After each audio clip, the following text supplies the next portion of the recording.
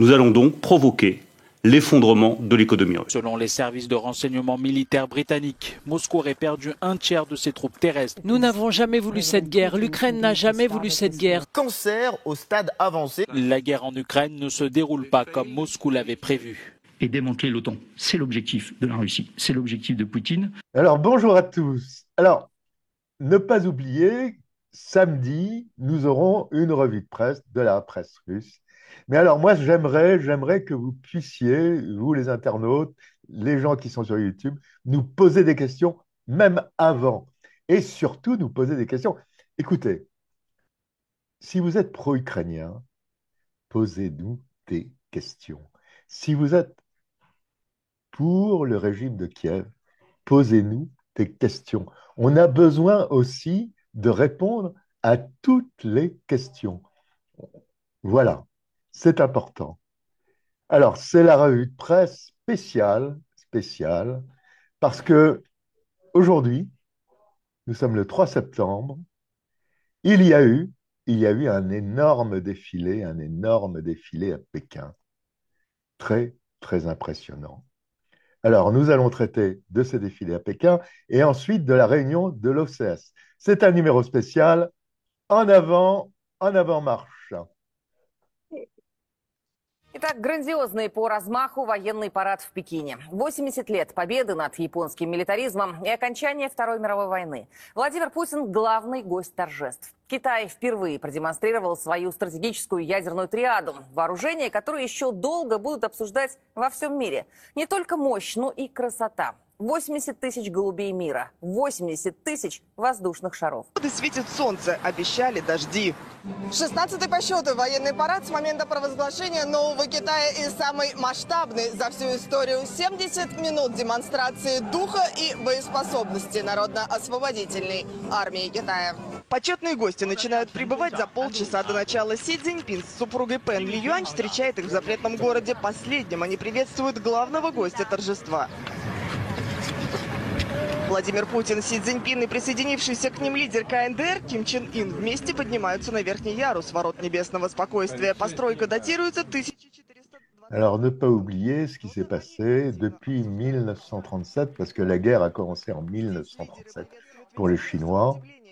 Il y avait d'un côté donc les Japonais qui ont envahi la Chine, et de l'autre côté deux armées, la résistance pro-communiste et les armées du Kuomintang. N'est-ce pas, Tatiana? C'est ça, hein? Ouais. Alors, c'est pour les Chinois quelque chose de très important, non? 30 millions de morts. C'est énorme. Non, mais c'est vraiment énorme. C'était une... on n'en parle pas suffisamment de ces pertes-là. Et chez nous, je veux dire, on parle toujours d'un principe que cette guerre, c'était un peu genre européenne et on met toujours ça en avant en parlant, mais la Chine a payé vraiment un très lourd tribut et on va dire sa place dans le Conseil de sécurité à l'ONU, elle a sacrément mérité. Voilà. Donc, et le parade était vraiment impressionnant. Moi, j'ai regardé les 2 heures et demie et j'étais vraiment, je veux dire, le gigantesque de ce parade était c'était waouh, waouh, waouh. Ils savent faire, je veux dire, vraiment, les Chinois, ils savent faire. Alors, ne pas oublier que dans ces millions de morts, il y a eu énormément de civils qui sont morts de faim, car les Japonais ont coupé les vivres complètement aux Chinois, parce qu'ils vivaient sur le pays. Tu sais, quand on parle de 27 millions de morts russes, cette dernière estimation, on oublie toujours de préciser qu'il y avait plus de 14 millions civils là-dedans. Les gens qui sont morts de faim, les gens qui étaient exterminés, tout simplement. Le blocade de Saint-Pétersbourg, enfin de Leningrad à l'époque, dans lesquels d'un grand démocratique, les Finlandais ont pris une part non négligeable, était vraiment une vraie catastrophe humanitaire. Et jamais les Allemands, enfin on va dire la coalition de l'autre côté, ont renversé un seul centime pour compensation à Leningrad. Jamais. Les Russes étaient exterminés. Je dis, là, l'estimation de 14 millions, à mon avis, elle est vraiment à la baisse et il sera sûrement augmenté. Moi, je dis 14 millions de civils, femmes, enfants brûlés, parfois vivent. Et ça, et la faim, oui, ce qu'a vécu Leningrad, en plus, il faisait froid, il faisait sacrément froid. Les gens marchaient dans les rues, ils tombaient raides, ils mouraient parce qu'ils n'arrivaient, je veux dire, en plus, c'était l'hiver le plus froid, enfin, je veux dire, de siècles, c'était monstrueux. Donc là, je sais pas, tu vois, quand on parle que c'était vraiment une guerre patriotique, et pour les Russes, c'était vraiment ça. Je veux dire, c'était tout le pays participait dans cette guerre et tout le pays a payé une lourde tribut. Donc, les Chinois et les Russes, ils savent ce que c'est quand les démocratiques viennent chez vous pour vous, comment dire, installer la liberté, l'égalité et tout ce qui s'ensuit. Donc, non. Oui, alors on peut regretter quand même que les États-Unis ne soient pas venus. C'est vraiment très Je pense que regrettable c'est un parce peu que, normal qu'ils sont pas venus. C'est un peu normal parce que je pense que Trump, il aura, comme on dit, enfin, bon, il se croit quand même toujours pour les jumeaux du monde. Et là, c'était tellement impressionnant. Et il aura forcément fait un cinéma ou n'importe quoi. Donc, je pense que il aura tout gâché. Et en plus, il n'était pas invité. Voilà. Ça aussi, il faut quand même préciser. C'est pas que lui n'a pas voulu venir, c'est qu'il n'était pas invité. oui, mais on Bon, peut il y le avait sa regretter parce disparition que, pendant une Tatiana, semaine. on peut le regretter pour la simple et bonne raison, c'est que c'est quand même les États-Unis qui ont mis fin à la guerre. Non, non, non, non. Comment non?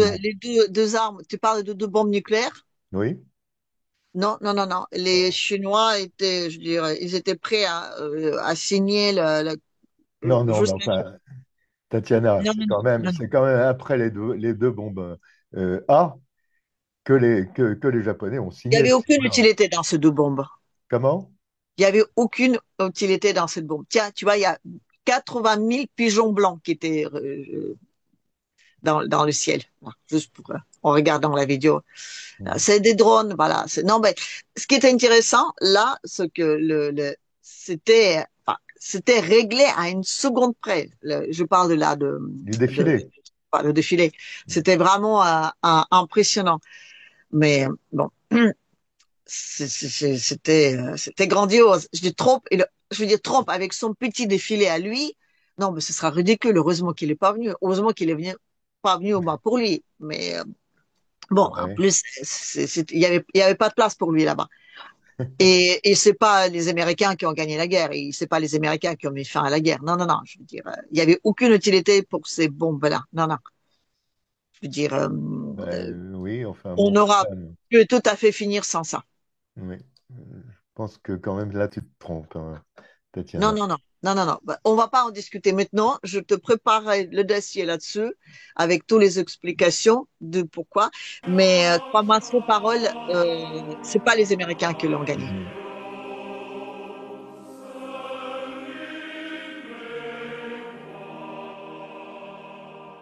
C'était waouh. Les chansons, il y avait des milliers de personnes qui chantaient en unisson. Mhm. Les chansons patriotiques, c'était vraiment impressionnant. Et ça, les Avant Chinois savent faire, hein. le parade, c'était impressionnant, Mhm. impressionnant.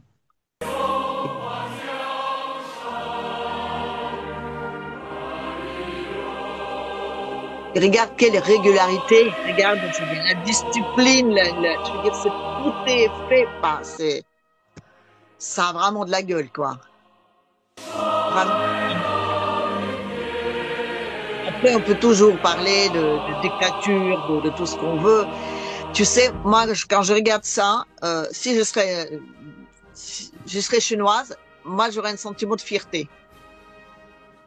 Et ça, c'est très important. Tu vois, c'est quelque chose aujourd'hui en Europe qu'on l'a plus. On n'a plus la fierté d'être allemand, on n'a plus la fierté d'être français, ni italien, on n'a même plus la fierté d'être européen. Là, quand je regardais ça, je me suis dit, ça a vraiment de la gueule, quoi. C'est vrai. Et c'est la première fois où ils ont sorti leur triade nucléaire. Oui. c'était très mignon quand ils ont montré leur arme nucléaire en disant que il n'y a pas de limite de distance où ils peuvent aller. Ils peuvent aller partout dans le monde. Voilà, c'était mignon. Donc, tu vois, des drones ici. Enfin, on va avoir d'autres petits extraits, mais c'était vraiment impressionnant. Ça, c'est Ouais, pour très impressionnant. Bon, on va passer. empêcher les drones à fonctionner. Enfin, ça, c'est les petites des drones aussi. Ce sont des très grands Oui, on drones. a vu les drones tout à l'heure, oui. C'est ça, des drones aussi. Non, mais c'est très impressionnant. Alors, Et on va là, passer à autre chose, je crois. oui, ben là, on va visiter. Tiens, on parle souvent du palais de Poutine. Oui. Voilà, donc là, on va. Un journaliste qui visite un palais de Poutine, mais le palais à Pékin. Voilà. Bref, donc il y a la résidence où Poutine a logé pendant donc, Oui. ce temps-là. Et c'est vrai, c'est un ancien palais assez somptueux. Et ça lui a permis de recevoir, on va dire, chez lui, pas mal de gens et d'avoir des discussions en toute tranquillité. C'est D'accord. vrai qu'il était reçu d'une façon assez. Enfin, Et le là, jardin est c'était en direct sur les chaînes russes. Voilà, donc là, on voit le palais dans lequel donc il était logé. Le Poutine était logé, d'accord. Logé dans un. Non, mais c'est vrai, c'est le plus beau palais qu'ils ont à Pékin. Donc, les journalistes qui passaient son temps à courir pour tous les conférences de presse Oui. organisées entre les divers pays. Et pour qu'ils ne s'ennuient pas, donc il y avait un livre de comment faut diriger un État mis à leur disposition. Voilà, je ne sais pas s'il était dédicacé. Et ils ont pris un petit thé, voilà. Donc, et ils ont des discussions. Ça, c'est très important. C'est très important. La personne que tu vois ici, c'est le président de Mongolie. Ah oui. Oui, ça veut dire que ça y est, ils ont donc mis l'accord sur la construction de gazoduc qui va emmener donc de la Russie jusqu'à la Chine, c'est fait. Donc ça a traîné depuis quelques temps. Il y avait on va dire, plein de soucis par-ci par-là. Donc ils ont signé ce contrat. Enfin, Oui, donc, mais ça, c'était lors de la réunion de l'OCS. voilà. Le président de Mongolie est là. Il est très important parce que c'est par ces territoires que le gazoduc va passer. Donc la Mongolie va toucher de l'argent, beaucoup d'argent, on va dire. On voit pour la pas carte, lâcher. là. Oui. Voilà. Donc 6700 la kilomètres. force de Sibérie 2 et ça, c'est le gaz que l'Europe n'aura pas. En gros, c'est ça. Et alors, c'est carrément un pied de nez à Trump. Et oui, non, parce que eux, ils vont récupérer quand même le gazoduc qui passe dans le Baltique.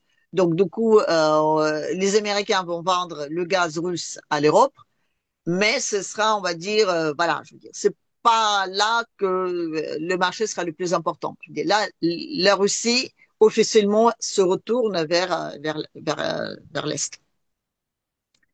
Voilà. C'est très intéressant aussi. Tu sais que tous les présidents viennent avec leur voiture quand ils se déplacent. Donc, il y a une voiture qui arrive dans l'avion. Et il y a des gens qui ont posé la question en parlant de la voiture de Monsieur Poutine, en disant comment ça se fait qu'ils avaient les numéros de plaques chinoises. Et la réponse était, c'est systématiquement comme ça. Quand tu arrives chez eux, on te donne une plaque chinoise. Une Tu n'as plaque, pas le droit oui, de chinoise ou déplacer. autre d'ailleurs. Enfin, Non, mais tu n'as pas le droit de déplacer en Chine avec une plaque qui n'est pas chinoise. ouais, Donc, même la voiture présidentielle de Poutine qui vient directement de Moscou avait des plaques chinoises qui étaient mises donc dessus. C'était une petite anecdote. Ce que je savais pas. Voilà. non. Donc, t'as pas le droit de circuler, même à ce niveau-là, sans les plaques, on va dire. Sans les plaques chinoises. Voilà.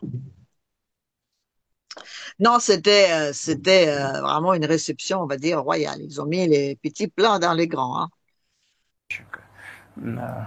У нас есть хороший опыт сотрудничества с инопартнерами, причем в том числе и с европейскими партнерами. В частности, это касается нашей совместной работы в Венгрии.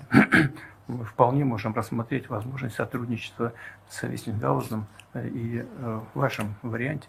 Также, кстати говоря, говорю это так, между прочим, апропо, Мы можем посотрудничать с американскими партнерами и на... Que dit M. Poutine?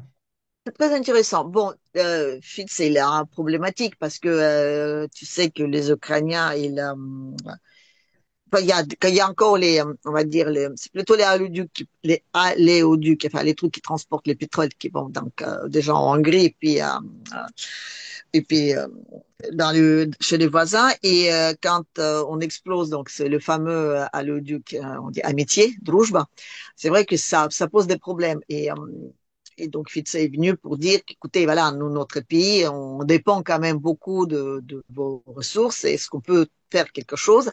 Et M. Poutine dit, c'est très intéressant ce qu'il dit. La première chose, il dit oui, on a, on collabore déjà avec plusieurs pays de l'Europe, avec quelques-uns, comme par exemple avec la Hongrie. Donc, on sait le faire, on peut trouver un compromis, on peut s'arranger effectivement et de vous aider dans cette problématique-là. Et de toute façon, nous, on envisage très bien de collaborer avec les autres, notamment en Ukraine, notamment avec donc avec la centrale nucléaire de Zaporozhia. Et là, ouvertement, officiellement, il dit, voilà, cette centrale nucléaire, non, elle va être gérée par nous, par la partie ukrainienne et aussi par la partie américaine. Donc, c'est officiel, parce qu'il y avait beaucoup de non-dits, de suppositions et autres. Donc, il dit, oui, les Américains, ils vont donc rentrer dans les affaires sur le territoire ukrainien, mais toujours avec nous, quoi. On leur donne pas les choses, mais on leur donne la possibilité de gagner l'argent avec nous sur le territoire ukrainien. Et ça, on parle de pays, enfin, on parle pas tellement de ceux qui ont réellement investi dans toute cette infrastructure. Je nomme, je veux dire, les rochers noirs, pour ne pas nommer le nom. Et c'est vrai que notre grande asperge transgénique, là, qui sert de chef de l'Allemagne, comme elle représente les intérêts de cette grande corporation, c'est vrai que ça ne l'arrange pas. Donc, là, c'est, on va dire, un gros conflit d'intérêts. Voilà. Parce que dire, le Rocher Noir a investi énormément d'argent en Ukraine dans toute cette infrastructure. Aujourd'hui, en les perdant, ben, on leur prédit une grosse faillite. D'où vraiment l'urgence à notre MERS, comment dire, transgénique à absolument mettre l'Allemagne sous les rails de la guerre parce qu'il faut récupérer les biens des investisseurs. Mais alors, M. Poutine est en train de dire aussi que, enfin, il dit, mais il a un problème quand même. La Russie a un problème avec les bombardements ukrainiens actuellement. Sur son territoire, oui, oui, mais ça, c'est depuis 3 ans et demi, c'est comme ça. Donc oui, il dit oui, on est bombardé. Mais bon, écoute, moi je pense que la Russie, là, ils mettent une grosse flopée d'attaques de missiles et de drones, surtout sur le territoire de l'Ouest ukrainien. Je pense que d'ici quelques jours, on va avoir une énorme offensive russe. C'est souvent comme ça. Donc je pense que ça va, on va dire, ça va barder très fort. Voilà. Ben oui, parce Après, qu'après, ce sera l'hiver. Donc, oui, non, mais là, je pense que, oui, l'hiver, et on a toujours le problème de la Transnistrie. Et là, l'hiver Transnistrie, je veux dire, on a failli d'avoir une grosse crise humanitaire déjà l'année dernière. Cette année, il faut absolument qu'il y ait un pont humanitaire entre la Russie et la Transnistrie. mais alors, Donc, est-ce que M. Poutine parlait également de couper complètement les vivres en électricité de certains pays? on peut faire. Ben, parce que ces pays, comme les pays de l'Est européen, fournissent finalement de l'électricité à l'Ukraine. Non, non, non. Elle a dit, non, c'est pas ce qu'elle a dit. Elle a dit, écoutez, nous, on peut essayer de faire ce que nous on peut faire de notre côté. Donc, on peut continuer à essayer de vous livrer du gaz, du pétrole, et on peut essayer de vous aider à rétablir votre industrie et tout. Mais vous aussi, vous avez des moyens de pression. Vous aussi, par exemple, ben, la Hongrie, elle livre une quantité d'électricité ou de pétrole raffiné, je sais plus, d'essence ou gasoil, donc en échange justement de passage de pétrole brut sur leur territoire aux Ukrainiens. Donc ils disent, ben, écoutez, Oui. si vous pouvez peut-être de votre côté d'avoir des rapports de force. Vous n'êtes pas peut-être obligé systématiquement de venir vers moi pour demander quelque chose. Ben, je peux faire ma part, mais vous aussi, vous avez des moyens de pression. Donc, oui. défendez-vous. Voilà. Vous êtes un pays souverain, vous avez le droit de décider pour vous aussi. Voilà. Donc, c'était D'accord. plutôt dans ce sens-là. C'est pas D'accord. la Russie qui va couper les gaz, mais ils disent que vous pouvez aussi le faire. Puisque vous, Ok. malgré tout, vous êtes en train de venir nous plaindre, mais vous les entretenez, vous les aidez, vous leur livrez de l'électricité, le D'accord. gasoil, le pétrole, enfin tout ça. Donc, il y a peut-être un petit souci. Фиаско. Закончилась очередная история с обвинениями в адрес России. Спектакль устроила глава Еврокомиссии Урсула фон дер Ляйен. Ее самолет не сразу приземлился в болгарском городе Пловдив. Якобы пилоты час кружили над аэродромом, произошел сбой в навигации, капитану пришлось использовать бумажные карты. И виновата во всем, конечно же, Россия. Но номер не прошел. Представители сервиса Flight Radar заявили, был хороший сигнал GPS. На протяжении всего полета он продлился лишь на 9 минут дольше запланированного. О результатах расследования сообщил и глава МВД Болгарии. Нашей задачей в МВД было проверить по линии Департамента по борьбе с киберпреступностью было... Oui, je crois savoir de quoi on va parler. Ouais. Il était en C'est retard incroyable. de 9 minutes. 9 minutes son avion, donc elle a dit sur le programme de vol, c'était retardé de 9 minutes alors qu'elle a dit qu'elle a tourné pendant 9 heures, 9 heures, 9 Pendant heures. une heure autour de... C'était, ils avaient une carte en papier dans leur zinc. Mais moi, tu vois, il y a non, il y a trois questions que je pose par rapport à ce petit voyage. Les premières, déjà, son zinc. Bon, c'est quand même une représentante de l'Union européenne. Sur son petit zinc, genre un peu petit, mignon, tout ça, blablabla, hein, j'ai limite que je pédale là-dedans, vive l'électricité verte. Il y avait aucun indice comme quoi il était représentant de l'Union européenne. Il y avait même pas des petites étoiles dessus, quoi. C'est Ah, vraiment un petit d'accord, zinc bon. privé, important, parce qu'elle s'est représentée, elle s'est déplacée en tant qu'une représentante de l'Union européenne. C'est comme ça qu'elle s'est nommée. Oui, d'accord, Donc et alors? là, on dirait que c'était plus un déplacement privé. C'est la première Non, non, remarque. non, non, non, non, non. L'avion est aux couleurs de l'Europe. Non, non, non, non. Oh, parce qu'il y a blanc et bleu? C'est même pas le bleu de l'Europe. Mais non, c'est, Si, non, si, non, non. non, non, ça c'est l'avion de la Commission. Non, non, non, non, non, non, non. Non, non, Moi, c'est pas ça l'important. L'important, c'est elle est restée que 5 minutes en attente. 9. Alors, on l'a suivi, il y a des cartes. Il y a des cartes qui sont faites automatiquement de toutes des traces d'avions. Et là, on a la preuve qu'elle a menti. Et Bon, toutes les chaînes de télévision de l'Europe, et même le Washington Post et Time Magazine et compagnie, ont titré là-dessus en disant Madame von der Leyen est restée une heure autour avant de pouvoir atterrir, car elle était l'objet d'une attaque russe au Philippe, GPS. est-ce que tu crois que c'était son premier mensonge? Non, mais là, elle est prise en flagrant délit de mensonge, je veux dire. Non, non, non, non, non, non. C'est pas comme ça qu'il faut le voir. Les flagrants délits de mensonge, on a une liste entière qui, à chaque fois, les Russes déposent à l'ONU pour montrer à quel point toutes les accusations sont fausses. Là, ce qui est intéressant, c'est qu'on met en avant, je veux dire, l'Occident aujourd'hui et le prend la main dans le sac.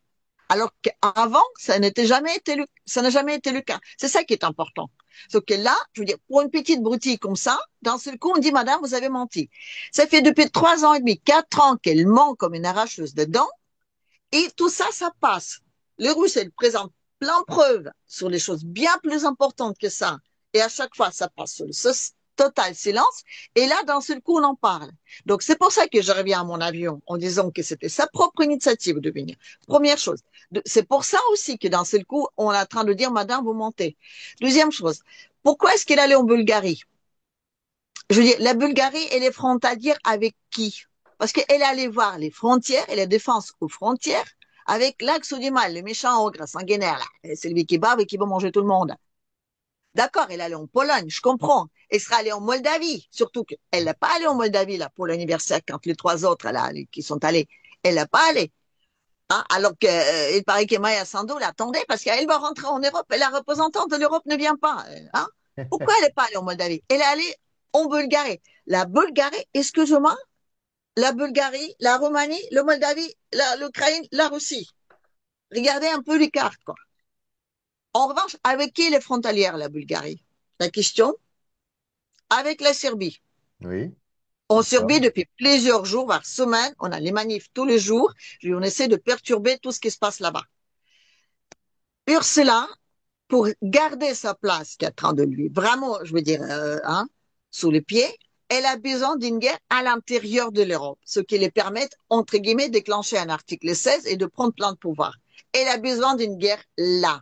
Elle allait en Bulgarie pour l'organiser. Si les Bulgares, excusez-moi, les Bulgares, hein, ce tout petit pays, je veux dire, extrêmement pauvre, qui vit par les dotations européennes, osent Oui. dire, non, madame, vous avez menti, ça veut dire que la fille, ça y est, elle est sur un truc, je veux dire, on n'est même pas qu'on a un bouton et on est prêt à appuyer, c'est que les doigts, il est déjà sous le bouton, quoi. Pour que les Européens osent, les journaux qui sont vraiment, je veux dire, dirigés par, contrôlés par tout le monde, osent dire, madame, vous avez menti, pour que la Bulgarie ose dire, madame, vous avez menti, ça veut dire qu'on va pas faire la guerre à la Serbie. Et le fait que les Serbes sont allés là-bas, c'est très important. Je veux dire, il y avait quand même des représentants de l'Union européenne là-bas à Pékin. Oui, oui, oui. Et il a bien insisté, limite, j'ai besoin d'aide. Donc là, la petite cocotte, avec sa guerre en Europe, c'est fini. On l'a dit, madame, excusez-moi, on a d'autres guerres à mener, on n'a pas à avoir des ressources pour tout le monde. Elle est allée en Bulgarie parce qu'elle a besoin d'une guerre à l'intérieur de l'Europe, la Serbie. Et on lui a dit, non, c'est pas pour aujourd'hui. Circuler, il n'y a rien à voir. On l'a traité de mensonge, c'est un tout petit truc. Et la Bulgarie ose dire flûte crotte à la reine de l'Europe, qui arrive avec son petit djang là. Elle arrive sans l'accompagner par personne. Oui, et puis en plus, les manifestations en Bulgarie. Oui, bah Les oui, alors manifs. là, je te parle même pas. Mais ce que Ouais, je veux dire, est-ce que tu comprends ce qui se passe encore une fois ouais, dans le monde? ouais, Tu sais, il y a un proverbe comme ça, on dit que si le diable ne passait pas son temps à avaler, je veux dire, des jouets l'un aux autres, ouais. donc il y a longtemps que l'humanité n'aura plus existé. Mhm, Là, ce qui se passe à l'Union européenne, ils ont tous des intérêts différents. mhm. Ursula, elle tient sa place. Elle a besoin de son article 16. Elle a besoin d'une guerre à l'intérieur de l'Europe. Manu, il a besoin d'une guerre civile à l'intérieur de la France. Merz, il a besoin de récupérer ses avoirs en Ukraine. Donc, il va essayer de faire du chantage, de dire, moi, je veux sauver mes trucs. Ça va pas marcher. Les trois vont pas marcher. Enfin, la France, peut-être. Mais bon. Ouais, non, je crois pas, moi. Je crois Bah, pas. écoute, c'est très simple, hein. Non, mais écoute, c'est très simple. On n'a plus d'argent. La France n'a plus d'argent pour payer ni les chômeurs, ni les retraites, ni quoi que ce soit. Elle n'a plus d'argent. Il n'y a plus de crédits qui seront renouvelés. Elle fait comment? Donc, forcément, je veux dire, forcément, on va passer par des énormes catastrophes. Alors, ce qui est très drôle là-dessus, c'est bon, il y a eu l'effort d'armement, etc., etc. Mais alors, il y a le ministre des Armées qui a déclaré, avant-hier, qui a déclaré, ah bah oui, mais alors tous les armements qu'on avait commandés, etc., etc., c'est à l'arrêt parce qu'on n'a pas les fonds. Parce que d'où viennent les fonds? De l'Union européenne, puis ses fonds, son argent. Et puis les fonds du gouvernement qui ne peut pas voter, qui ne peut pas voter les fonds. Non, ben même, je veux dire, cet argent-là, on le prend où? Chez les Russes, peut-être. Hein? Non, cet argent-là, on le prend où aujourd'hui? C'est ça le problème. Jusqu'alors, on vivait sous l'emprunt. Si on ne Oui. prête plus cet Mais argent-là, là, bon. Hmm. c'est tout simplement, je veux dire, excusez-moi, l'axe du mal, il est en train de nous battre par notre propre arme. Donc oui, vous dirigez tout par le pognon, on vous prive du pognon, vous faites quoi? Vous voulez me donner un coup de pelle sur la tête, d'accord? Je vous prends la pelle, vous faites comment là? Ah ben la pelle, ah ben non, on la garde. Ben oui. Débrouillez-vous sans la pelle. Avec un doigt, tic, tic, tic, ben vas-y, fais-le. Tiens, viens, là. C'est ça. Viens avec ton petit doigt là. Non, mais c'est ridicule, mais là, tu vois que ça part vraiment en cacahuète, quoi. Et alors, pour revenir à l'OCS, Tatiana, c'était quand Mhm. même quelque chose d'extraordinaire, non? C'est génial. Monsieur Poutine était l'invité d'honneur. Tu te rappelles quand on était en Alaska, je t'avais dit, il y avait 2 maîtres du monde, américains et russes. Là, on avait 2 maîtres du monde, Et un peu plus, même chinois trois. et russes. Non, Ah, trois maître maîtres du du monde. monde, C'est qui le troisième? les Indiens. Je pense que les Indiens, Poutine a vraiment joué un rôle entre les deux et Trump mérite cette fois-ci vraiment sa prix Nobel de paix parce qu'il a fait quand même ce dernier effort grâce auquel les Chinois et les Indiens maintenant s'entendent comme un.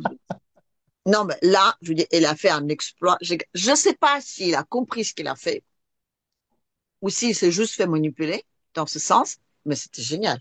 Non, non, non, non, mais on a 2 maîtres du monde là-haut. On a 2 maîtres du monde ici. Avec les États-Unis, la Russie, elle représentait pas beaucoup, hein. Je veux dire, bon, d'accord, elle a tous ses armes, machin et tout, mais je veux dire, on avait un demi, d'accord? On avait un plus un demi. En Chine, c'était aussi un, parce que bon, à côté de la Chine, c'est quand même pas grand-chose. Enfin, c'était quand même un demi. Là, on va faire d'urgence une réunion de BRICS en Brésil. Parce que je veux dire, comment faire pour lutter contre Trump? Qui sera le président d'honneur dans cette affaire-là?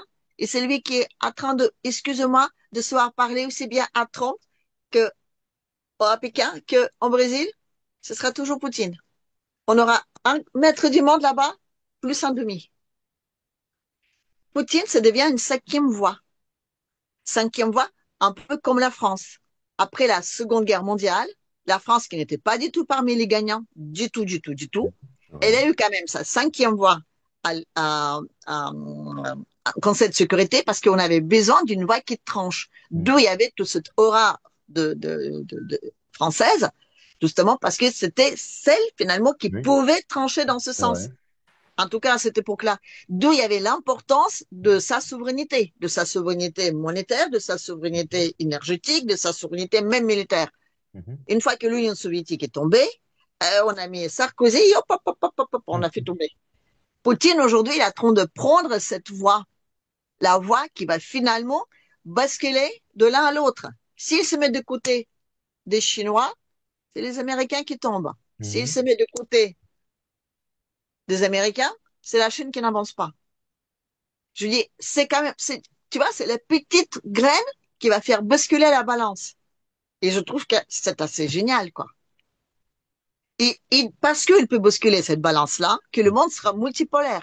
Parce que c'est lui qui sera justement, en tout cas aujourd'hui, la Russie va prendre cette rôle de cinquième voie, qui va faire de sorte que si l'Amérique du Sud, qui va avoir, elle, son leader, et je pense que ce sera le Brésil, la Brésil, s'il aura besoin d'un contrepoint pour résister aux autres, ce sera la Russie. Si la Chine aura besoin de ça, ce sera la Russie. Si la Chine, elle veut se mettre en guerre avec l'Inde et l'autre, la Russie, elle est toujours en intermédiaire. Oui, oui. Et tu vois, ce sera, comment dire, ce sera le petit point qui va faire la contrebalance et qui va maintenir tout ça. En tout cas, pendant quelques temps. Et c'est ça qui est génial. Donc, tous ceux qui veulent faire une guerre aujourd'hui, ben, essayez, mais vous n'y arriverez pas. Alors, à propos de guerre, Tatiana, il y a une grande, grande réunion demain. Oh oui, on va bien se marrer. Entre monsieur, comment il s'appelle? Encore des petits points, et on va parler Zelensky, de l'ordre. Merz, notre ami de Grande-Bretagne, et bien sûr monsieur Macron. Bah, la Trinité passante. Oui, les Mhm. volontaires pour la paix, vraiment? Il flippe, hein, il flippe grave, là. Il flippe vraiment, vraiment, vraiment très fort. Parce que là, on va découvrir des trucs sur eux. Non, mais les mecs, ils flippent vraiment, quoi. Je pense que vraiment, ils sont en grande panique. Parce que les trois, ils représentent les trois piliers de ce monde de l'oligarchie mondiale qui maintiennent le monde aujourd'hui, on va dire, dans un tonneau. Donc, je dis, on a les investissements, on a les banques et on a les marchés. C'est les trois fondements. Mhm. Ils sont en train de flipper grave, quoi. Donc, oui, mais que vont-ils faire? Aujourd'hui, la seule chose sur laquelle donc ils peuvent encore, donc c'est leur narratif, Oui, ils peuvent encore plus ou moins, on va dire, guider leur narratif, mais même le narratif, ils se sondent, parce que eux, ils tiennent un narratif qui est plutôt, on va dire, vers les démocrates. Mais bon, je veux dire, depuis que Trump elle a un tout petit peu repris la main sur tout ce petit bazar, donc on a d'autres voix qui commencent à s'entendre en Europe, qui étaient totalement fermées, quoi. C'est pas parce qu'on découvre qu'il y avait des mensonges, non, c'est parce qu'on ne les laisse découvrir. Donc, il y a vraiment une véritable guerre d'information aujourd'hui qui se passe sur le territoire. Et les Russes, ils sont pour rien là-dedans. Non, non, non, non, non, là, il faut pas les, voilà. Mais, je veux dire, il faut pas oublier, comme j'ai dit, Trump et Poutine, ils ont les mêmes ennemis. Ils n'ont pas les mêmes intérêts, mais ils ont les mêmes ennemis. Donc, aujourd'hui, je trouve que Trump, ben, il travaille un peu, voilà. Mais il travaille pour ses propres intérêts. Et aujourd'hui, en Europe, on est là. Je veux dire, on a, donc, il faut détruire les investissements. Cette espèce de truc qui a mis la main sur toutes les entreprises et sur le monde entier, que personne n'a le droit de lever son petit doigt et qui corrige justement et qui dirige tous ces investissements qui est représenté par notre asperge transgénique. On a notre fifi à papa qui, lui, il représente tous les banques. Je suis désolé. Et l'autre, le petit Paolé, là, de la Grande-Bretagne, lui, c'est les marchés. On a les trois fondements là. Et les mecs, ils flippent grave. Enfin, quand je dis ils représentent, ça veut dire que c'est les avatars, avec toutes les structures derrière. Mais eux, ils vont utiliser le peuple, la population de leur pays, parce que les pays, maintenant, je dis, on les achète comme les bonbons, et ils vont l'utiliser pour essayer au maximum de créer de la pression pour au moins sauver ce qu'ils peuvent sauver. Mais le problème, c'est qu'ils vont rien sauver du tout, et la chute va être brutale et très forte. À propos, Tatiana, Oui. c'est toujours ta bouteille de champagne pour le 25 septembre? 25, oui, oui, non, oui, mais j'ai préparé la place dans D'accord, laquelle je je vais tiens toujours commencer le les pari. Écoute, on est quoi? On est le 3. Tu as vu quand même, depuis la dernière fois on a parlé, tu as vu déjà les changements qu'il y a? Est-ce que tu as vu déjà les changements? Toi, tu Non, le vois? c'était des choses prévisibles déjà. D'accord. Ben écoute, vous allez me dire aussi que c'était prévisible et que ça allait chuter. Mais tout va dans cette direction-là. Bon. Non, mais tout est sous contrôle. Bon, T'inquiète. alors, je suis rassuré. Les 25, attends, on a encore quoi? 22 jours, oh, une éternité.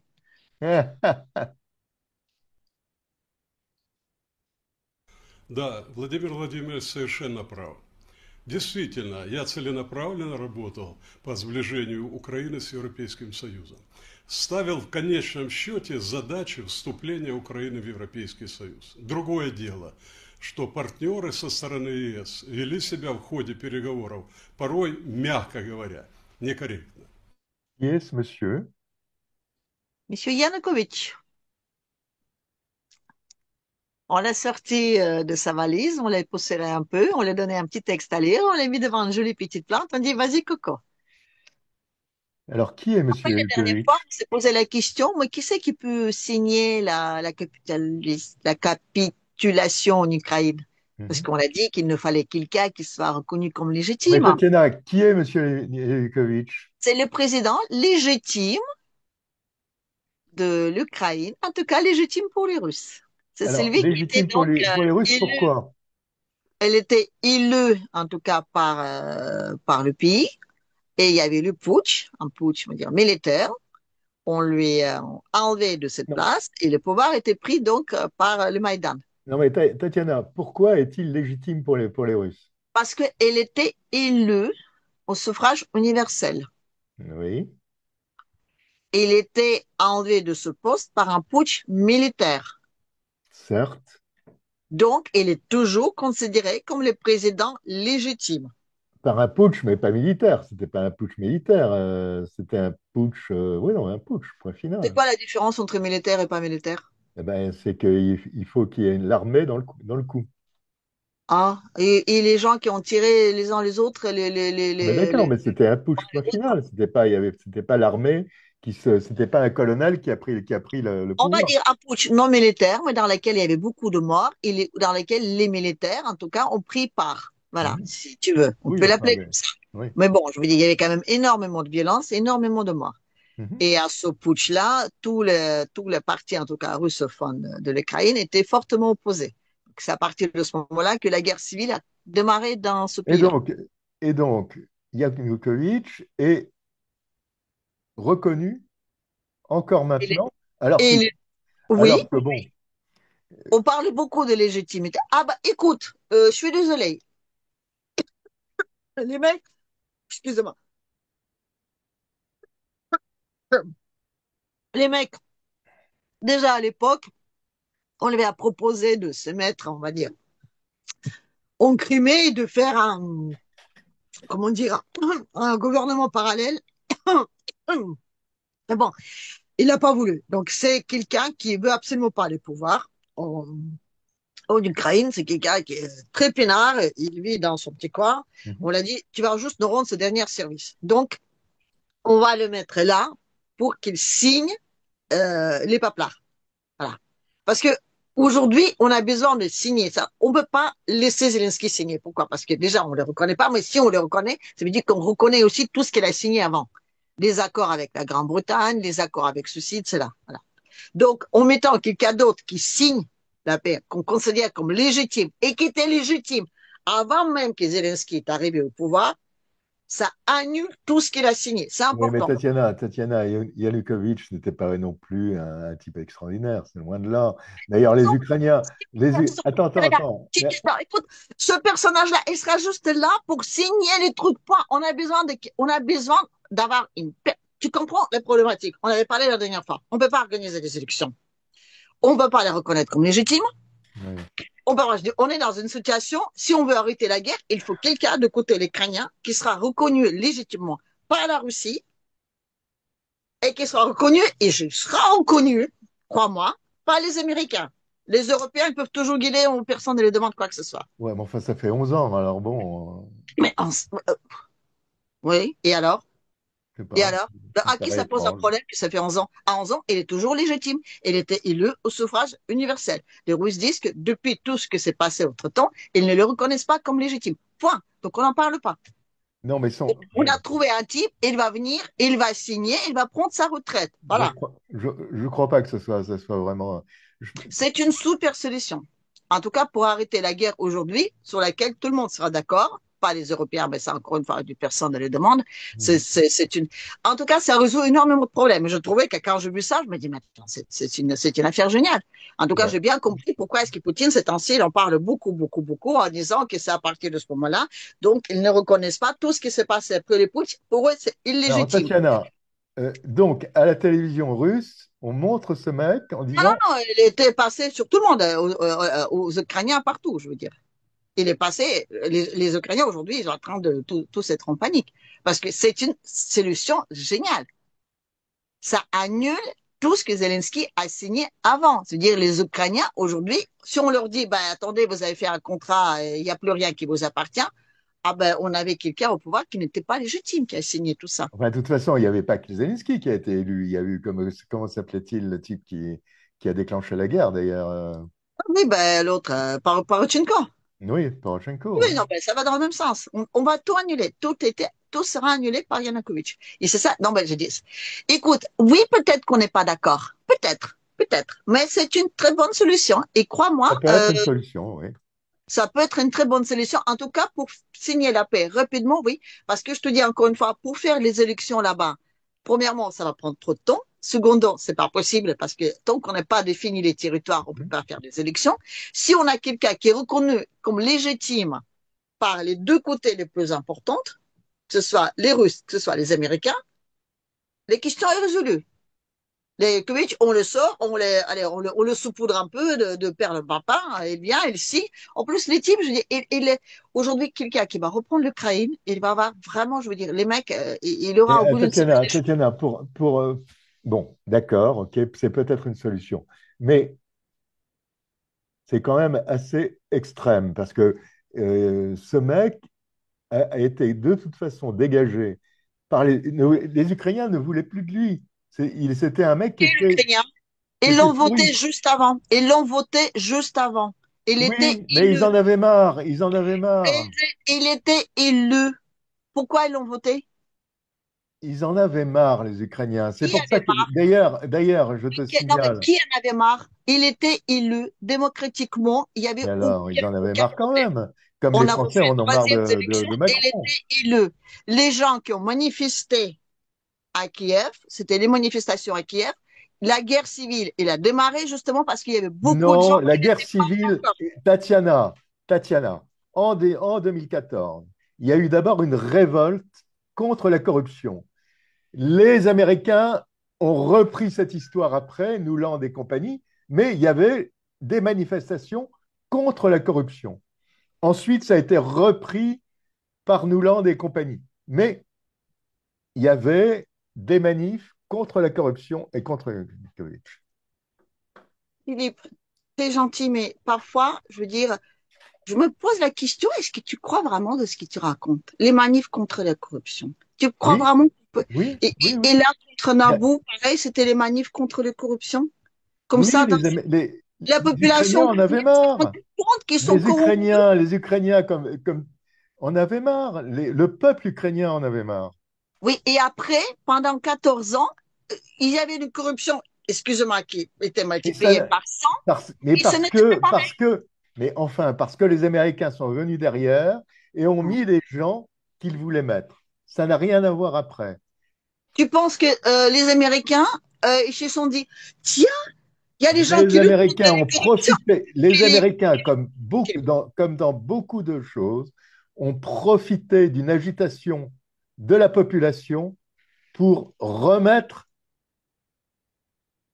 un Philippe, peu je plus t'adore, mais là, tu es trop naïf. d'agitation. Les Américains, ils ne profitent pas de situation. Les Mais si, Américains, ils montrent les situations de A mais dans à tous Z. les pays, dans tous les pays du monde, c'est ce qu'ils ont fait. Par exemple, en Égypte, c'est ce qu'ils ont fait. Par exemple, en Tunisie, c'est ce qu'ils ont fait, etc., etc. En Serbie également. Parce qu'en Serbie aussi, les gens en avaient marre. Tu vois? Les gens, ils Voilà. ont, écoute, regarde la corruption qu'il y a maintenant en Ukraine. Et la corruption qui était pendant 14 Toutes les révolutions oranges ont commencé par des révolutions populaires. Et elles ont été transformées par la CIA et compagnie. Ça, c'est autre chose. aucune manifestation populaire n'a lieu s'il n'est Bon. pas soutenu par une organisation derrière. Regarde les Gilets On n'est jaunes. pas d'accord, on n'est pas Qu'est-ce que d'accord. ça a Bon. devenu les Gilets jaunes en France? Oui, alors les Gilets jaunes, au début, c'était des manifestations Pourquoi populaires. ça n'a pas changé quelque chose et que ça n'a pas été maintenu? Non? Oui, parce que là, c'était un mouvement effectivement populaire. Rappelle-toi de mai 68, où c'est les manifestations populaires. En revanche, là, il y avait quand même tout un changement des systèmes. Les manifestations de mai 68 étaient provoquées par les Américains de A à Z. C'était la première révolution de couleur.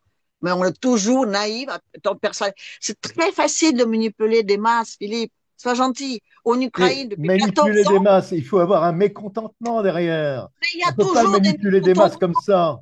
Il y a On ne toujours des peut pas mécontents manipuler des des gens. masses comme ça. Le Il faut peuple, profiter, Tatiana, il faut profiter d'un mécontentement pour manipuler des masses. C'est pas possible de manipuler des masses comme tu ça. connais des peuples qui sont parfaitement heureux. Il y a toujours des gens qui sont mécontentés par quelque chose. Bon, Toujours. ok. Ça, c'était, wow. Связался со спецслужбами Украины и по их указанию поднял СВУ, чтобы подорвать военный завод и получить немного денег. Это фрагмент допроса одного из подростков, который участвовал в подготовке теракта. Ранее в ФСБ сообщили, всего задержали 3. Поймали во время закладки взрывчатки на проходной оборонного завода в Ижевске. По данным ведомства, школьники искали в интернете, как заработать быстрые деньги. В июле вышли на связь с украинскими кураторами. Вначале им предложили легкую работу – расклеивать листовки с призывом прекратить спецоперацию. On va dire, c'est très triste. Ce sont des petits jeunes qui étaient donc pris en flagrant délit de vouloir poser une bombe devant une usine militaire. Les cas comme ça, on en a beaucoup, beaucoup, beaucoup aussi. La dernière C'est du fois, terrorisme, oui. c'est le terrorisme, mais les petits jeunes, voilà, c'est comment gagner de l'argent facilement et rapidement. Donc, au début, on leur dit, vous allez juste déposer des petites pancartes ou les coller, je veux dire, non à la guerre, ou ceci, cela. Donc, ils sont rémunérés pour ça. Donc, à chaque fois, ça augmente un peu. Et après, ben, on leur dit, voilà, vous prenez cette mallette et vous les déposez là. Donc, tout ça, ça suit. Les FSB, là-bas, aussi, a énormément de travail. Et les gamins, ben, ils risquent 20 ans de prison, quoi. Ah ouais. Et on dit énormément aux parents, à l'école, on sensibilise les gens de dire faites gaffe quand même avec ça parce que là, votre vie est fichue. J'ai vu la dernière fois une dame qui avait donc à peu près 56 ans, pareil. Elle était prise, on va dire, en flagrant délit de poser une bombe. Là, la bombe était mise dans une icône, donc bien décorée, et devait déposer la bombe en question dans l'église. Et la bombe était déclenchée à distance. Et il était quand même prévu que la dame, elle meure avec. Donc, pareil, tu vois, ça allait par les petites choses et en augmentant à chaque fois, on dit oui, mais vous avez déjà fait ça. Si vous faites pas ça, on vous dénonce et vous allez avoir des problèmes. Euh, il y a énormément de, je veux dire, on utilise la population dans ce sens-là et il y a beaucoup de travail. Ça, tu vois, un truc comme ça montre bien que même si on signe la paix, et même s'il y aura plus de guerre, ça va continuer parce que le but, c'est de ne pas sauver l'Ukraine et c'est de ne pas gagner la guerre. Le but, c'est quand même déstabiliser la Russie. Il faut que les Russes à l'intérieur se retournent. Et même si on sait aujourd'hui que ça va pas marcher, tu sais, une fois que tu es dedans, on a trop parié sur cette guerre, donc ça va être très difficile à s'arrêter. Et vraiment, je dis, les images comme ça, j'en vois tous les jours, et les gens se font prendre. C'est souvent ou les jeunes ou les vieux. Voilà. Souvent, les retraités, ils vont essayer de mettre le feu à un bureau, enfin, à la police ou devant les bâtiments un peu plus ou moins stratégiques. Et ils se font prendre comme ça, je veux dire, petit à petit, par des promesses, par les menaces, par tout ça. Donc ça, c'est pas évident. C'est un peu un petit retour à la réalité. Comme quoi, tu peux avoir des énormes missiles qui volent très loin, mais si tu as la population qui n'est pas prudente, ben, comme on dit, une guerre parallèle. Вначале у меня не очень приятный вопрос. Как вы поживаете? Если я жив, то это уже хорошо. Это вопрос приятный. Que dit M. Poutine?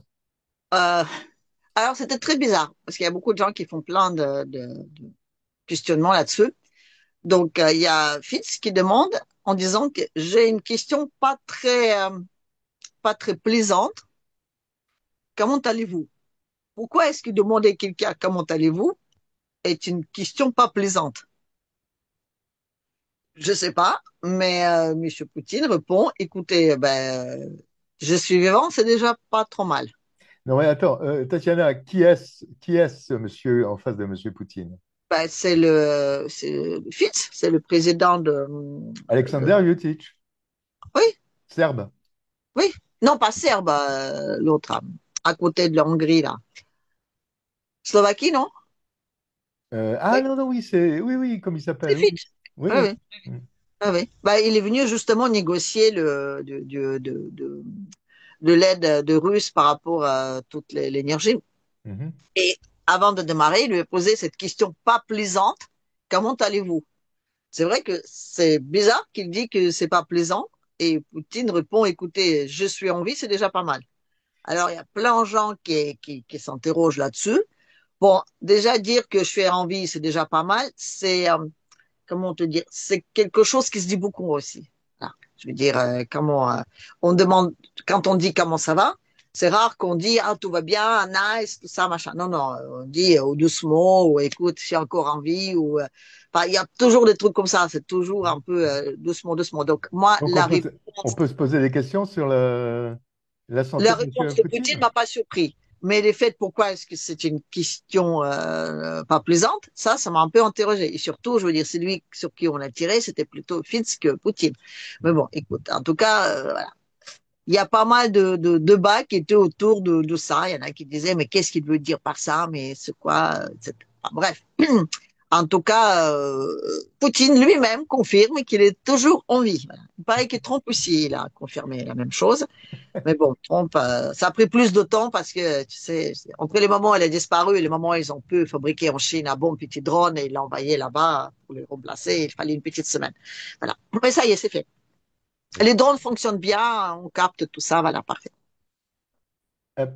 Уважаемые товарищи, сегодня мы подведем итоги боевых действий за весенне-летний период. и уточнив задачи на дальнейшую перспективу. Объединенной группировкой войск. Et donc, c'était un débriefing qui a fait beaucoup, beaucoup de bruit parce que là où il était, il y avait une carte de l'Ukraine, donc avec tout ce qu'il y avait, donc juste au fond. Et sur cette carte, toutes les parties donc vers le bas, Odessa et la partie qui est juste en face de la Gagaouzie, tu sais, ça a été peint en rouge. Et voilà, ça a fait beaucoup de bruit. Alors il a dit voilà, donc elle a expliqué tout ce qui s'est passé et il a affirmé que tout ce que donc on a prévu à accomplir comme on va dire, comment on dit, tout ce qu'on s'est fixé pour l'opération spéciale, ça va être réalisé. Et la carte dans laquelle toute cette partie-là était peinte rouge, c'est vrai qu'il y avait beaucoup de gens qui ont dit non, c'est scandaleux, on a toujours dit que c'était comme ça et tout, mais il m'a dit bon, on prend ça et on s'arrête là-dessus. Mais comme j'ai dit, le problème de la Transnistrie et maintenant aussi de Gagaouzie, il faut qu'il y ait ce point-là. Donc, le Odessa n'a pas été mis dans le panier comme une zone démilitarisée. Donc, du coup, il sera démilitarisé par la force. Et donc, on dit maintenant ouvertement en Russie qu'il va rentrer dans la Fédération de Russie. Voilà. Odessa. Odessa. Et tout ce qui s'ensuit. Donc, tout l'accès à la mer, l'Ukraine, voilà. Bon. Ce sont des souhaits. Oh, je ne sais pas si c'est des souhaits. Ils mettent une carte et ils disent qu'ils vont réaliser tout ce qu'ils ont prévu. Moi, je n'ai fait juste montrer ce qu'ils disent les grands méchants. Hein. Oui. Toi, tu dis que c'est des souhaits. C'est toi qui le dis, hein. Moi, je dis que c'est des faits. Ah, ces deux-là. Oh là là là là. Подтвердил проведение неформальной встречи с президентом Азербайджана Ильхамом Алиевым, которая состоялась на полях саммита Шанхайской организации сотрудничества ШОС. Масштабное международное мероприятие проходит в Китайской Народной Республике, и именно на... Qu'est-ce que c'est? Tu vois bien que c'est M. Pachinian, donc le chef de l'Arménie et l'autre là de Azerbaïdjan, Aliyev. Donc c'est là donc au Trump aussi, donc il va avoir sa prix Nobel parce que il a réussi à faire que du coup ils vont s'entendre comme de lard et de cochon. Donc avec leur petite gueule enfarinée, ils sont arrivés là-bas à Pékin. Hein, en disant que oui, nous on va faire une demande de faire partir de cette grande communauté. Voilà. Il paraît qu'ils sont scandalisés parce qu'il paraît que Lukashenko leur a plus ou moins dit écoutez, je vais faire tout mon possible pour qu'on vous accepte dans cette grande famille. Donc quand ils ont râlé après de dire oui, comment ça se fait qu'on nous a dit non, elle a dit écoutez, moi j'ai juste dit que j'allais essayer, je n'ai pas dit que j'allais arriver. Alors le commentaire en dessous, c'était quoi?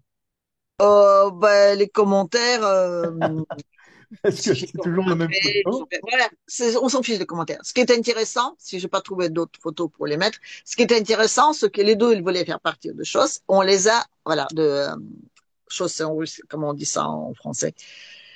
L'organisation de Shanghai. Oui. Donc, ils voulaient faire partir de cette organisation et on a refusé ou deux, on a refusé les candidatures. Les Russes sont pour rien, enfin, en tout cas, on va dire officiellement. Donc, Pachinian, donc je crois que c'est l'Inde qui a dit non. Et Azerbaïdjan, je crois que c'était Pakistan.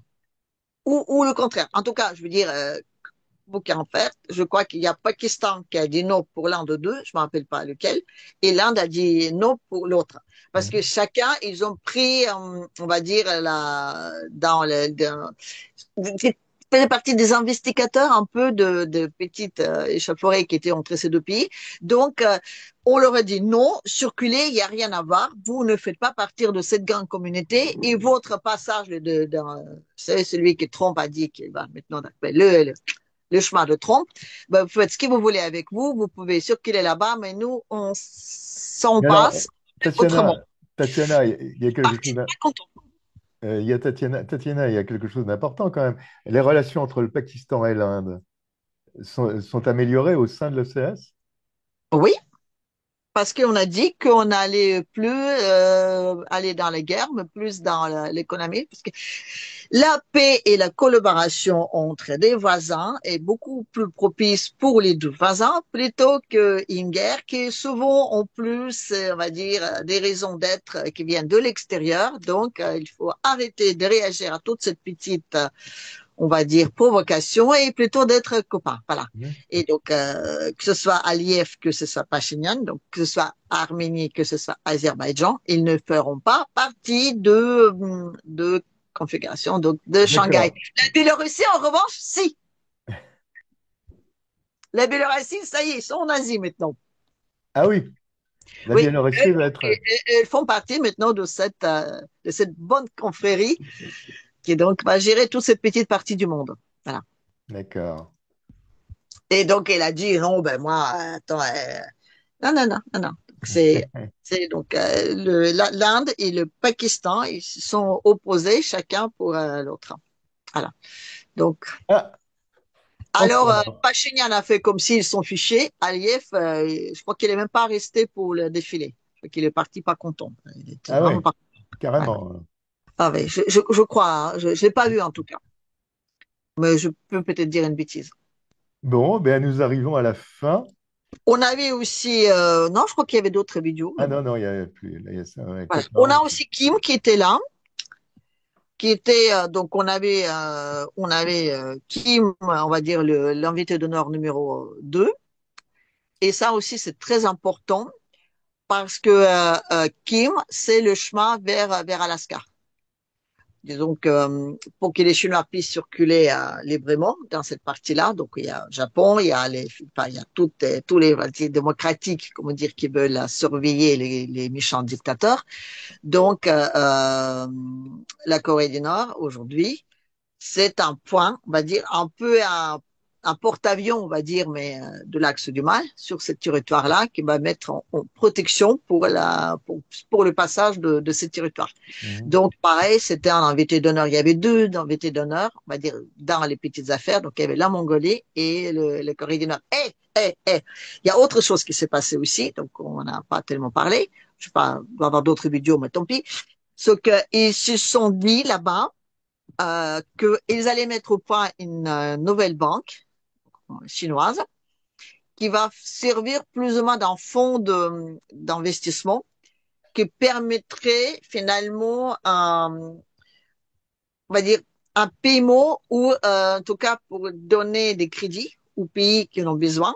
Donc ça va se mettre en parallèle des FMI. Donc ce sera une banque d'investissement aussi une banque de prêt et qui va plus ou moins servir d'une plateforme d'échanges commerciaux entre les pays. Au sein de l'OCS ou en dehors de l'OCS? Au sens de Suez, mais ça veut dire que toute cette partie-là, elle va échapper au contrôle des Américains, au contrôle des Européens, au contrôle en tout cas, il sort du système SWIFT officiellement. Alors, c'est une banque qui sera quand même en appui de la Banque des BRICS, alors déjà? Écoute, c'est vraiment une banque chinoise. Et aujourd'hui, c'est une banque qui va s'occuper de cette zone-là. Parce que oui, d'accord. D'accord. Je te rappelle qu'on se dirige dans un monde multipolaire qui sera donc par plusieurs zones. Et c'est pour ça que je dis la Russie, ça fait ce petit point qui va faire de sorte que les gens ne sortent pas trop de leur zone. D'ailleurs, Loukachenko, quand il a parlé là-bas en échange avec Poutine, a bien dit, c'est très bien ce que dit Xi Jinping, en parlant que oui, on est les plus forts, on est les meilleurs et on va dire, organiser tout ça. Il faut quand même pas qu'il se voit reprendre la place des États-Unis. Donc, il a bien dit, il faut bien surveiller qu'il reste, entre guillemets, avec des volontés bien, voilà. Parce que la Chine, elle peut avoir des envies d'hégémonie. La Russie, non. La Russie, elle n'a pas cette prétention-là. Et en plus, elle sait qu'il n'arriverait pas. Donc, pour elle, d'être le petit point qui contrebalance le monde, ça lui va très bien. Mais les Chinois, justement, ils peuvent aller dans ce sens. Donc, il est très important que cette banque-là sera pour cette zone. Peut-être qu'il y aura une autre plateforme de BRICS, mais déjà, cette zone-là, c'est une vraie déclaration de guerre. Parce que si cette zone-là, ça veut dire l'Irak, l'Iran, excusez-moi, j'ai dit l'Irak, j'ai parlé de l'Iran. Si la Corée du Nord, elles peuvent passer tout leur, ça veut dire que les sanctions dans cette zone-là ne fonctionnent plus. Les sanctions, c'est la seule arme aujourd'hui disponible à la disposition, en tout cas de l'Occident, de l'Europe. Ça veut dire que si on les prive de cette arme-là, je ne sais pas comment on va faire. Donc là, c'était vraiment, je veux dire, début d'une vraie déclaration de guerre. Ça veut dire que là, déjà, la Banque des BRICS, qui englobait donc l'Iran, etc., était une déclaration de guerre aux États-Unis. Oui, mais tu vois, je veux dire, la Russie, elle insiste vraiment, vraiment beaucoup sur le fait que le monde soit multipolaire, pas bipolaire, pas unipolaire, même pas tripolaire. Il faut qu'il y ait certaines voiles et il faut qu'il y ait une connexion entre les deux. Tatiana, C'est la seule chose qui pourra garder l'équilibre. Une question, que va faire le Japon? Le Japon, ben, il va faire faillite. Une énorme, énorme, énorme faillite. Une énorme faillite. Non, mais le Japon a peut-être une autre solution. Pourquoi? C'est aller au-devant de la Chine, aller au-devant de l'OCS. Avec quoi? Comment Autre que ses petits pieds. Avec quoi il va aller au-devant? Qu'est-ce qu'il a aujourd'hui comme moyen? Le Japon a toujours, c'est quand même toujours une force, parce que ils sont maîtres encore de leur dette. Oui, c'est ça leur force? Ils sont maîtres de leur dette? Oui. Et ils sont pas impliqués dans la dette américaine? Écoute, les systèmes de dollars, les systèmes monétaires d'aujourd'hui, il va s'écrouler. Tous les pays qui sont dedans vont s'écrouler avec. C'est pas pour tout de suite, Tatiana, soyons sérieux. Non. Non. Tu vois aussi que je te donne une date? Aucun économiste, il faut demande à Sapir, demande à Jacques Sapir. En Europe, Philippe, les économistes qu'on a en Europe aujourd'hui, ça fait plusieurs générations qu'ils vivent avec une espèce d'idée géniale que c'est comme ça que le monde fonctionne. Mais le monde qui fonctionne comme ça, il fonctionne contre nature. Non mais, Tatiana, le dollar va continuer à fonctionner malgré tout. Oui, une monnaie américaine. Oui. Attends qu'une monnaie américaine, s'ils veulent, laissez le regarde. Ils peuvent avoir leur monnaie, il n'y a pas de problème. Mais pas en tant qu'une monnaie mondiale. Mais ça va rester encore pour quelques années une monnaie. Oui, la monnaie américaine. Une monnaie mondiale. Non. C'est pas parce que, et Tatiana, c'est pas parce qu'il y a des créations de banques, de réseaux, etc. Elle peut être convertible. Ça va se faire très rapidement. Elles peuvent l'utiliser. Mais écoute, si le dollar ne peut plus servir de sanction, quand tu sais le problème que le dollar pose à tous ces pays-là qu'on appelle le tiers-monde, crois-moi, ils vont sortir de ce système. Et si le dollar ne gagne pas d'argent sur ce système-là, à quoi il sert? Mais Tatiana, c'est certainement ce qui va se passer, mais pas dans l'immédiat. Si. Non. Pas dans 3 jours, non. Mais à mon avis, moi, déjà, il y a 1 an et demi, je donnais 2 ans maximum, donc voilà. Oui, tu t'es planté, hein, ça c'est clair. Il nous reste encore 6 mois. Je me suis pas encore planté. Philippe, jusque-là, tout ce que j'ai prédit arrive. Donc, je suis désolée. D'accord, tu es une vraie voyante. Oui. C'est bien. Hélas. Et j'ai bien dit que les États-Unis vont imploser, même si ça me fait pas plaisir. Bon, eh bien, écoute, Tatiana, c'était génial. On a eu une revue de presse absolument extraordinaire. Et alors, samedi, il faudra qu'on puisse avoir déjà des questions. Ça serait quand même super sympa. Déjà des questions et des questions qui peuvent déranger. Moi, je cherche aussi des questions qui puissent nous déranger. Parce que bon, et qui puissent déranger Tatiana. Voilà. Moi, il n'y a pas grand-chose qui me dérange, d'autant plus que toi, qui avais très fort là-dedans, tu n'es jamais d'accord avec moi. Non. Donc déjà, tout ça me suffit. Mais oui, hein, moi je dis, il n'y a rien qui me dérange. C'est des faits. Écoute, après, je veux dire, c'est pas parce que je peux être d'accord ou pas d'accord. Tu sais, comme avec Yanukovych, sais pas moi qui l'a sorti du placard. Il est sorti et oui, c'est vrai que c'est une c'est une situation aujourd'hui dans laquelle on se trouve. Cette personne-là peut être hyper utile. Après, on peut Peut-être, tout dire de lui ce qu'on veut. peut-être. Mais Malgré bon, tout. Voilà, on peut dire malgré tout. non, mais on peut dire tout ce qu'on veut dessus. C'est une solution. D'accord. Peut-être. Voilà. Et c'est une solution qui me paraît pas imbécile. En tout cas, c'est une solution qui pousse pas vers le sang et vers les assassinats et vers d'autres Oui, choses évidemment. terribles. En tout cas, ça peut être un compromis à une guerre civile à l'intérieur de l'Ukraine. Oui, Ce qui est normal. parce que là, Tatiana, c'est vrai, tu as raison. On est dans un comme Zelensky n'est pas, enfin, ne peut pas être euh, quelqu'un de qui peut signer. Et là, on a un vrai problème. Donc, je pense que c'était quand je l'ai vu apparaître, je me dis, c'est pas vrai. Déjà, je me suis dit, il est toujours hein? Je Enfin, dirais, comment ils ont fait pour le cacher pendant tout ce temps-là? Je sais pas, ouais, mais mais alors, d'autre part, c'est quand même facile de dire, ben non, il est pas, qui va c'est le pas dire? possible. Qui va le dire? Bon, on va voir, l'Europe va le dire de toute façon. Ça, Oh c'est ben sûr. l'Europe, est-ce que tu crois vraiment que quelqu'un l'écoute? Ben oui, mais enfin, il faut, mais même, Est-ce que quelqu'un l'écoute encore aujourd'hui, l'Europe? L'Europe, elle peut dire tout ce qu'il veut. Pour l'Europe, Zelensky, c'est le meilleur président, le plus courageux et le moins corrompu du monde.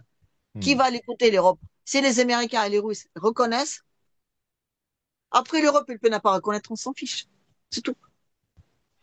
De toute façon, Ouais, mais l'Europe, alors chaque fois ça qu'elle sera, implose, il faut de qu'elle toute change façon, tous les ça sera des dirigeants là. problèmes parce que Zelensky va venir en Europe, il va faire des fronts de libération et compagnie.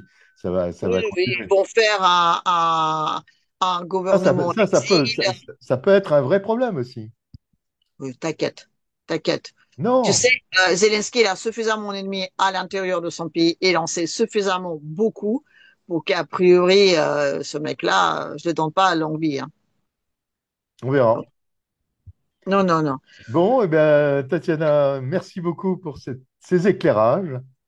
Et puis, ben, samedi alors. Allez, ciao, ciao. Ciao.